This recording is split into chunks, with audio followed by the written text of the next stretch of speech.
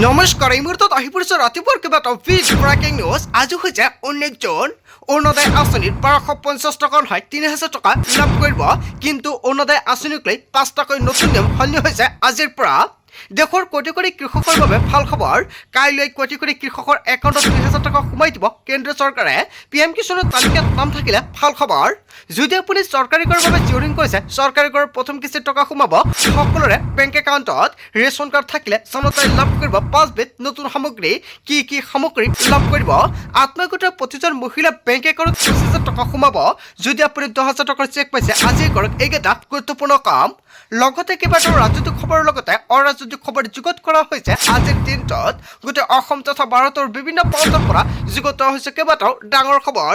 এনেবোৰ খবৰ নিতৌ পাই থাকিবলৈ চেনেলটি ছাবস্ক্ৰাইব কৰি ভিডিঅ'ত এটা লাইক কৰিবলৈ নাপাহৰিব।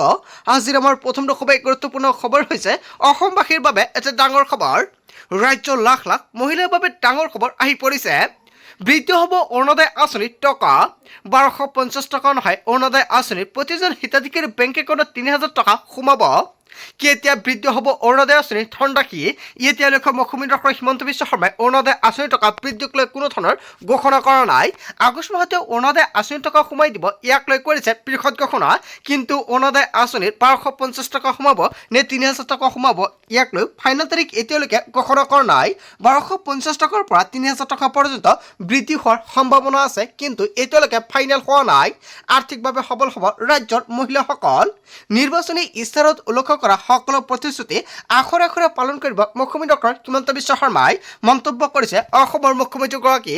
হয়, অসমৰ মুখ্যমন্ত্ৰী ডক্টৰ হিমন্ত বিশ্ব শৰ্মাই অৰুণোদয় আঁচনিৰ প্ৰতিজন হিতাধিকাৰীৰ বেংক একাউণ্টত আগষ্ট মাহতে টকা সোমাই দিব। আগষ্ট মাহৰ পূৰ্বে যদি আপোনাৰ একাউণ্টটো এক্টিভ নাই, অতি শীঘ্ৰে এক্টিভ কৰি ৰাখি দিয়ক, নহ'লে আপোনাৰ বেংক একাউণ্টত অৰুণোদয় আঁচনিৰ টকা নাপাব। তাৰ পিছত অসমবাসীৰ ৰাজযুক্ত নৈছে আমাৰ পৰৱৰ্তী খুবেই গুৰুত্বপূৰ্ণ খবৰ। লগতে এটা ডাঙৰ খবৰ, ৰেচন কাৰ্ড নথকা লোকৰ বাবে ডাঙৰ খবৰ আহি পৰিছে।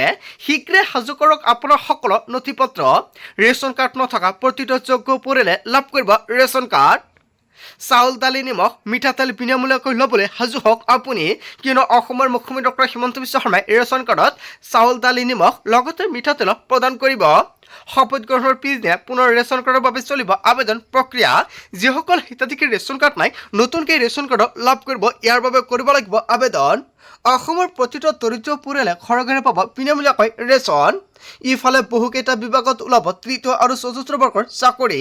শিক্ষিত যুৱক যুৱতীসকলে যোগ্যতাৰ ভিত্তিত পাব চৰকাৰী চাকৰি। BTCৰ দৰিদ্ৰ পৰিয়াল আৰু নিবনুৱা যুৱক যুৱতীলৈ হাগ্ৰামা মহিলাৰীয়ে দিলে ভাল খবৰ। হয়, ৰাজ্যৰ মুখ্যমন্ত্ৰী ডক্টৰ হিমন্ত বিশ্ব শৰ্মা চৰকাৰে ৰেচন কাৰ্ডক লৈ কেইবাটাও বৃহৎ ঘোষণা কৰিছে। যদি আপোনাৰ ৰেচন কাৰ্ড আছে, আপুনি 1 জিলাৰ পৰা 10 জিলাৰ ভিতৰতে EKYC কৰিব লাগিব। যিসকল হিতাধিকাৰী এতিয়ালৈকে ৰেচন কাৰ্ডৰ লগত বেংক একাউণ্ট লিংক কৰা নাই, লিংক কৰিব লাগিব। যিসকল হিতাধিকাৰী এতিয়ালৈকে আধাৰ কাৰ্ড লিংক কৰা নাই ৰেচন কাৰ্ডৰ সৈতে, অতি শীঘ্ৰে লিংক কৰিব লাগিব। আৰু যদি আপোনাৰ ৰেচন কাৰ্ডত নাম অন্তৰ্ভুক্ত হৈ আছে আৰু আপোনাৰ ৰেচন কাৰ্ড আছে, আপোনাৰ মোবাইল নম্বৰটো আপডেট কৰিবলগীয়া আছে নেকি? যিসকলৰ লিংক নাই, 1 জিলাৰ পৰা নতুনকৈ মোবাইল নম্বৰ আপডেট কৰিব লাগিব। অসমৰ মুখ্যমন্ত্ৰী ডক্টৰ হিমন্ত বিশ্ব শৰ্মা চৰকাৰে জাননী জাৰি কৰিছে। তাৰ পিছত অসমবাসীৰ ৰাজযুক্ত নৈছে আমাৰ পৰৱৰ্তী খুবেই গুৰুত্বপূৰ্ণ খবৰ। লগতে এটা ডাঙৰ খবৰ, চৰকাৰী পক্ষীঘৰৰ পৰা মহিলা সবলীকৰণক লৈ অসমৰ মুখ্যমন্ত্ৰী ডক্টৰ হিমন্ত বিশ্ব শৰ্মাই 7টাকৈ ডাঙৰ ঘোষণা। ৰাজ্যৰ লাখ লাখ দৰিদ্ৰ পৰিয়ালৰ বাবে আহি গৈছে ভাল খবৰ। নতুনকৈ 15 লাখ পৰিয়ালে লাভ কৰিব PMAY অধীনত চৰকাৰী কৰ।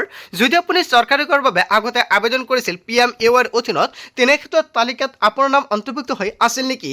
যদি আপোনাৰ একাউণ্টত টকা পোৱা নাছিল, তেনে ক্ষেত্ৰত 220 কোটি টকা চৰকাৰে অনুমোদন দিছে আৰু অতি শীঘ্ৰে সকলোৰে একাউণ্টত চৰকাৰী কৰৰ প্ৰথম কিছু টকা ৰিলিজ কৰিব। যিসকল হিতাধিকাৰীয়ে চৰকাৰী কৰৰ বাবে জিঅ'ৰিং কৰিছিলে, সেইসকল হিতাধিকাৰীৰ বাবে ভাল খবৰ, কিয়নো মুখ্যমন্ত্ৰী ডক্টৰ হিমন্ত বিশ্ব শৰ্মাই জিঅ'টিক চৰকাৰী কৰ নতুন এখন তালিকা প্ৰস্তুত কৰিছে। অতি শীঘ্ৰে তালিকাত নাম থাকিলে আপোনাৰ বেংক একাউণ্টত চৰকাৰী কৰ টকা সোমাব। বেদখলকাৰীৰ কবলত থকা প্ৰতি বিঘা ভূমিত চলিব উচ্ছেদ অভিযান। উচ্ছেদ অভিযানক লৈ অসমৰ মুখ্যমন্ত্ৰী ডক্টৰ হিমন্ত বিশ্ব শৰ্মাই কৰিছে বৃহৎ ঘোষণা। শীঘ্ৰে 5 লাখ বিঘা ভূমি কৰা হ'ব বেদখল মুক্ত।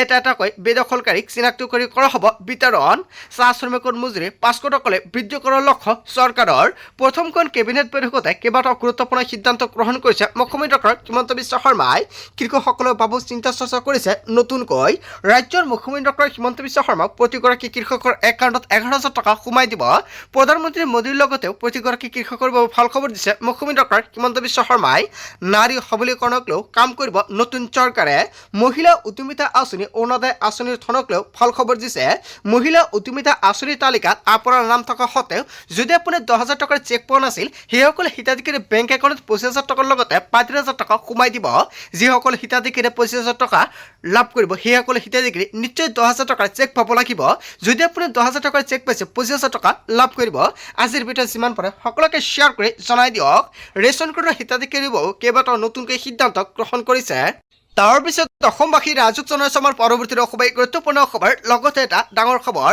কামৰূপ জিলাত প্ৰশাসনৰ গুৰুত্বপূৰ্ণ নিৰ্দেশনা জাৰি কৰা হৈছে BNSSৰ 163 ধাৰা প্ৰশাসনৰ নিয়ম উলংঘন কৰিলে হ'ব কঠোৰ শাস্তি 21 জনৰ নীট পৰীক্ষাক লৈ কামৰূপ জিলা প্ৰশাসনৰ ডাঙৰ পদক্ষেপ IIT গুৱাহাটী কেন্দ্ৰত নিকা পৰীক্ষাৰ হাতত 163 ধাৰা জাৰি কৰা হৈছে খেলিমেলি আৰু অসৎ উপায় ৰুধিবলৈ প্ৰশাসনৰ কঠোৰ নিষেধাজ্ঞা পৰীক্ষাৰ দিনা কি কাৰ্যৰ ওপৰত থাকিব প্ৰশাসনৰ নিষেধাজ্ঞা ইয়াক লৈ ডাঙৰ প্ৰশ্ন উত্থাপিত কৰিছে লগতে কেইবাটাও নতুন নিয়ম বান্ধি উঠিছে পৰীক্ষা কেন্দ্ৰৰ 100 মিটাৰৰ ভিতৰত জনসমাৱেশ সম্পূৰ্ণ নিষিদ্ধ কৰা হৈছে পৰীক্ষাৰ্থী আৰু কৰ্তব্যৰত বিষয়ৰ বাহিৰে আন লোকৰ প্ৰৱেশ বন্ধ পৰীক্ষা গৃহলৈ কোনো ধৰণৰ ইলেক্ট্ৰনিক সামগ্ৰী নিয়াত নিষেধাজ্ঞা আৰু মোবাইল ফোন স্মাৰ্ট ৱাচ লগতে ব্লুটুথ আৰু কাগজ নিজৰ লগত ৰখাটো সম্পূৰ্ণৰূপে নিষিদ্ধ জাৰি কৰিছে পৰীক্ষা কেন্দ্ৰৰ 100 কিলোমিটাৰৰ ভিতৰত কোচিং ইনষ্টিটিউটৰ বিজ্ঞাপন বন্ধ আৰু প্ৰশাসনৰ নিৰ্দেশনা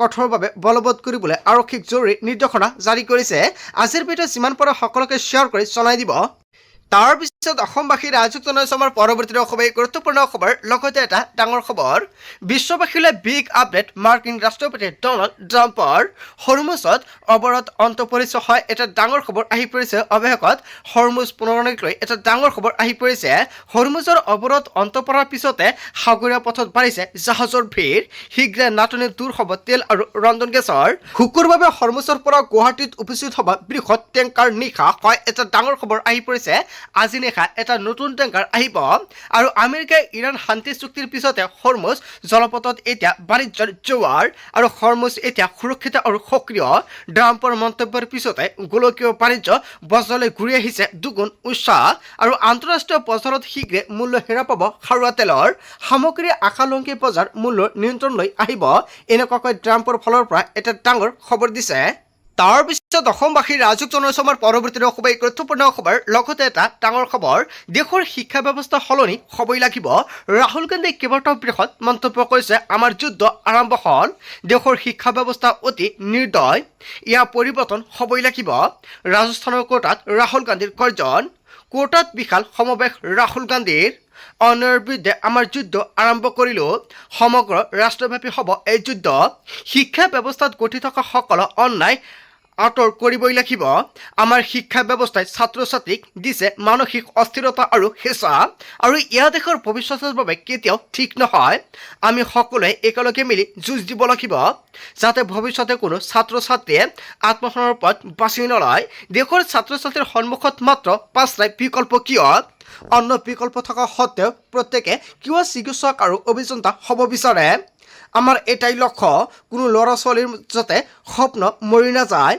কোনো পিতৃ মাতৃয়ে যাতে নিজৰ সন্তানক হেৰুৱাবলগীয়া নহয় এনেকুৱাকৈ উদ্ধত ভাষণ বিৰোধী দলপতি ৰাহুল গান্ধীৰ হয় ৰাহুল গান্ধীয়ে যিকেইটা মন্তব্য কৰিছে আপুনি কি ক'ব নিশ্চয় আপোনাৰ মন্তব্যটো কমেণ্ট বক্সত জনাব তাৰ পিছত অসমবাসী ৰাজুক জনাইছে আমাৰ পৰৱৰ্তী খুবেই গুৰুত্বপূৰ্ণ খবৰ লগতে এটা ডাঙৰ খবৰ এতিয়া ভাৰতত হেৰা নহয় পেট্ৰল আৰু ডিজেলৰ মূল্য দেশৰ কোটি কোটি জনতালৈ বেয়া খবৰ আহি পৰিছে পেট্ৰল ডিজেলৰ দামক লৈ ডাঙৰ ঘোষণা কৰিছে কেন্দ্ৰীয় চৰকাৰে আন্তঃৰাষ্ট্ৰীয় বজাৰত খাৰুৱা তেলৰ মূল্য হ্ৰাস পাইছে কিন্তু ভাৰতত পেট্ৰল ডিজেলৰ মূল্য এতিয়াও হ্ৰাস কৰিব নোৱাৰিলে তেলৰ মূল্যৰ লগত বহুতো কাম কাজ কেইবাটাও নতুন নিয়ম সলনি কৰিছে তেলৰ মূল্যৰ লগত বহুত কাৰক জড়িত আছে বুলি ঘোষণা কৰিছে কেন্দ্ৰীয় চৰকাৰৰ ফালৰ পৰা শস্য তেল ভাৰতত আহি পোৱাত সময় লাগে গতিকে পৰিস্থিতি স্বাভাৱিক হ'বলৈ দিব লাগিব সময় আৰু অন্য দেশৰ তুলনাত ভাৰতত মাত্ৰ ৩.৯৪ টকাহে বৃদ্ধি পাইছে আৰু ইয়াৰ ইমান এটা ডাঙৰ সমস্যা নহয় বুলি কেন্দ্ৰীয় চৰকাৰৰ ফালৰ পৰা মন্তব্য কৰিছে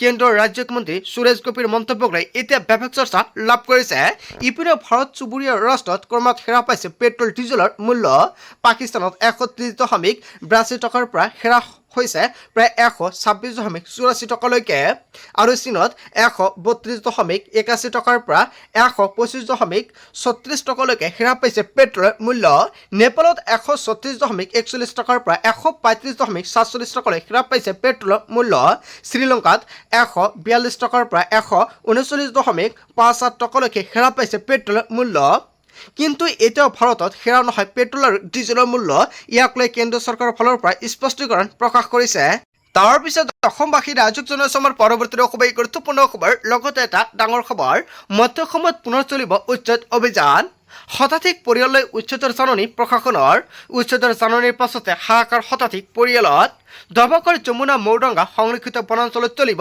উচ্ছেদ ৭ দিনৰ ভিতৰত যাৱতীয় নথি পত্ৰ জমা দিয়াৰ নিৰ্দেশনা বন বিভাগে ভূমি আবণ্টন দিয়াৰ অভিযোগ বেদখলকাৰীক আৰু উচ্ছেদৰ বিৰোধিতা কৰি উচ্চতম ন্যায়ালয়ত দ্বাৰস্থ হৈছিল বেদখলকাৰী আৰু উচ্চ ন্যায়ালয়ে বনাঞ্চলৰ ভূমি খালী কৰিবলৈ দিছে নিৰ্দেশনা তাৰ পিছত অসমবাসী ৰাইজক জনাইছো আমাৰ পৰৱৰ্তী খুবেই গুৰুত্বপূৰ্ণ খবৰ লগতে এটা ডাঙৰ খবৰ যিকোনো মুহূৰ্তত খুলি দিয়া হ'ব জলবিদ্যুৎ প্ৰকল্পৰ পাণ্ডা আৰু কপিলীপৰীয়া ৰাইজলৈ সতৰ্কবাণী প্ৰদান কৰিছে নিপকৰ আৰু খান্দং জলবিদ্যুৎ প্ৰকল্পৰ বান্ধা খুলি দিয়া হ'ব যিকোনো মুহূৰ্তত আৰু ফেনে ফুটকাৰে উপচি পৰিছে জলবিদ্যুৎ প্ৰকল্পৰ স্থিতি আৰু মেঘালয় ডিমা হাছাওত আৰু খৰখৰে বৃদ্ধি পাইছে আৰু ইয়াক লৈ চৰকাৰৰ ফালৰ পৰা জাৰি কৰিছে জাননী মেঘালয় ডিমা হাছাওত হোৱা প্ৰচণ্ড বৰষুণে নামিছে আশংকা সকলো মানুহ আৰু পশুধনক কপিলী নৈৰ পৰা পৰিহাৰ কৰাৰ নিৰ্দেশনা ৭খন জিলাত জাৰি কৰিছে এই সতৰ্কবাণী আৰু কোন কোন জিলাত জাৰি কৰা হৈছে সতৰ্কবাণী প্ৰশাসনৰ পৰা ডিমা হাছাও নগাঁও